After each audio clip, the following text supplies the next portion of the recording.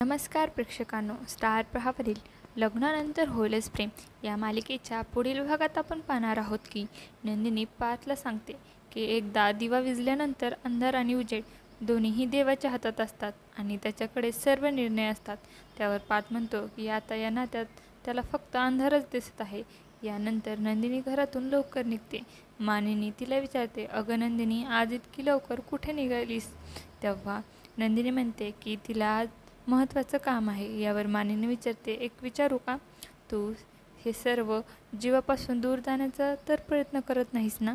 पण नंदिनी काहीच उत्तर देत नाही।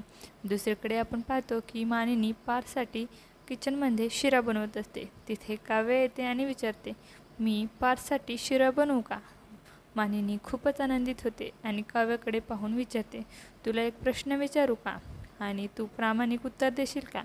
काव्या होकार देते। त्यावर मानिनी विचारते, तू पार्थच्या प्रेमात तर पडली नाहीस ना?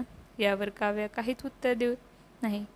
आता येणाऱ्या भागात आपण पाहणार आहोत की काव्या खरंच पार्थसाठीच्या भावना निर्माण झाल्या आहेत का आणि तिला त्याची जाणीव होते का, हे पाहणं खूपच उत्सुकतेचं ठरणार आहे।